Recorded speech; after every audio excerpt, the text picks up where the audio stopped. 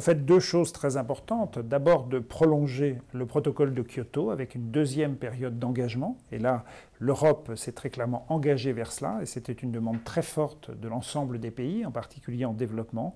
Et puis la deuxième chose, le lancement d'un nouveau processus de négociation pour un accord qui serait pris en 2015, applicable à partir de 2020, mais comprenant l'ensemble des pays du monde, alors que dans le protocole de Kyoto lui-même, eh bien, seuls les pays développés sont engagés.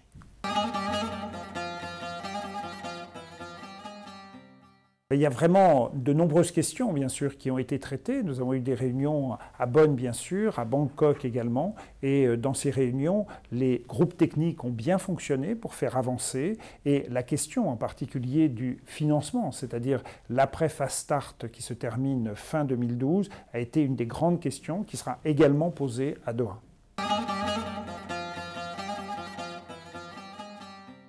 On a beaucoup de choses évidemment à attendre. D'abord, la confirmation officielle de la prolongation du protocole de Kyoto avec un amendement juridique nécessaire et un engagement politique. Ça, c'est vraiment très important. Une dynamique à donner dans l'après-Durban, ce qu'on appelle la plateforme de Durban pour aller vers cet accord en 2015 applicable à partir de 2020 comprenant l'ensemble des pays. Et pour cela, il faut une nouvelle dynamique pour que l'on rentre assez vite dans le concret, qu'on ne soit pas seulement dans le brainstorming, mais qu'il y ait vraiment des jalons qui soient donnés pour 2013, 2014 et 2015. Et puis un certain nombre de sujets qui doivent être terminés à Doha, comme la question du transfert de technologie, la question des questions d'adaptation, du comité d'adaptation à mettre en place, donc des tas de sujets qui font partie de ce qu'on appelle les actions à long terme. Donc ça, c'est vraiment le global que l'on souhaite faire, mais avec, je dirais, le principal, c'est de confirmer la dynamique vers ce nouvel accord en 2015.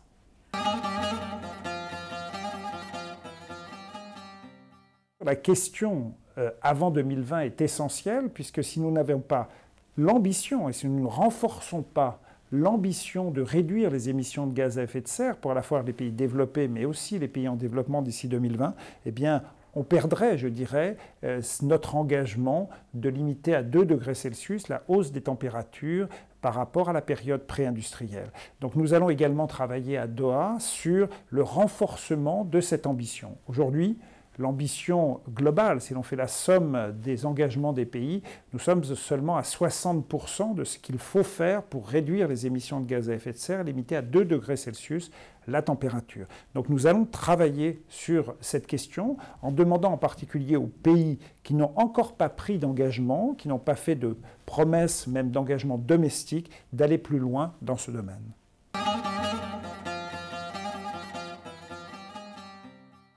La question s'est beaucoup posée de savoir s'il était bien qu'une conférence climat se passe dans un des pays du Golfe. Je crois vraiment pour ma part que c'est une très bonne chose parce que cela fait s'engager dans ce processus des pays très concernés par la production d'énergie.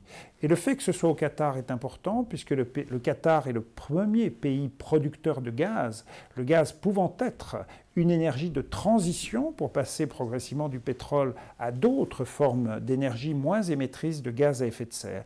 Donc nous pouvons avoir là, par leur implication, par, je dirais, leur volonté d'avancer, quelque chose d'essentiel pour l'avenir. Naturellement, ce n'est pas forcément à Doha que ces pays-là vont forcément directement s'engager, mais le fait aujourd'hui qu'ils veuillent être responsables d'une partie du processus me semble très positif pour l'avenir.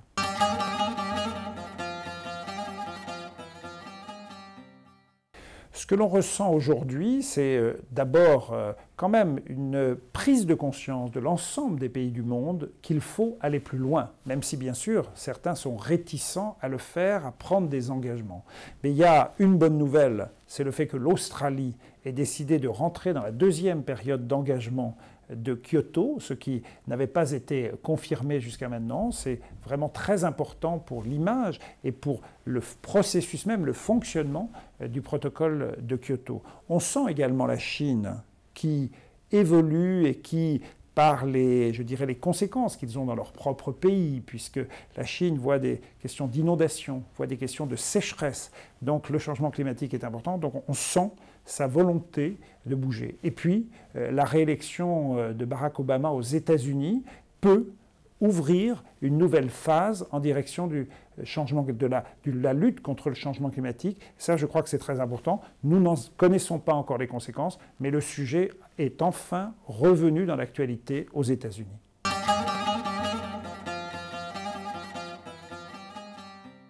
La France aura un rôle très important à Doha parce qu'elle est candidate pour recevoir la conférence des parties en 2015. Et cela lui donne, vis-à-vis du Qatar, un lien essentiel. Et le Qatar souhaite d'ailleurs qu'on le soutienne beaucoup dans sa présidence de la conférence des parties.